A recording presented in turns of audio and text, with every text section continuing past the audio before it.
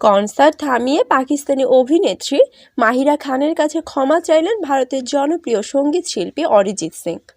ইতিমধ্যে সোশ্যাল মিডিয়ায় ভাইরাল সেই ভিডিও। ভারতীয় গণমাধ্যমের প্রতিবেদন অনুযায়ী সম্প্রতি দুবাইতে কনসার্ট করতে গিয়েছেন অরিজিৎ। সেখানে গায়কের গান শুনতে আসেন পাকিস্তানের অভিনেত্রী মাহিরা খান। পাকিস্তানি অভিনেত্রী ভারতের শাহরুখ খানের বিপরীতে রোজ ছবিতে কাজ করেছেন। সেই ছবিতে অরিজিতের কণ্ঠে একটি গানও রয়েছে যার নাম জালিমা, যা তখন বেশ জনপ্রিয় হয়। অরিজিতের মঞ্চের পাশে ভিআইপি আসনে বসেছিলেন অভিনেত্রী। প্রথমবার দেখে তাকে চিনতে পারেননি অরিজিৎ। পরে বুঝতে পেরে দর্শকদের সঙ্গে মাহিরার পরিচয় করে দেন অরিজিতের। পাশাপাশি প্রথম দেখায় চিনতে না পারার জন্য দুঃখ প্রকাশ করেন। এদিন কালো পোশাক পরে তখন দর্শক আসনে বসেছিলেন মাহিরা খান।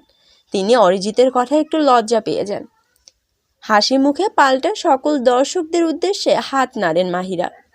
এর আগে 2021 সালে আবুধাবির কনসার্টে পাকিস্তানি গায়ক আতিফ আসলাম এবং শাফকাত আমানত আলী খানের প্রশংসা করেছিলেন অরিজিৎ। তিনি বলেছিলেন এই দুই পাক গায়ক তার পছন্দের। যদিও একসময় বলিউডে অরিজিতের গান ছবি থেকে সরিয়ে আতিফ আসলামকে দিয়েই গাইয়েছেন সালমান খান। তা নিয়ে সে সময় কিছু তর্ক বিতর্ক হয়নি। তবে সেই বিতর্কে আতিফের ওপর কিংবা পাক শিল্পীদের ওপর যে অরিজিতের কোনো আলাদা করে ক্ষোভ তৈরি হয়নি তা বেশ স্পষ্টই।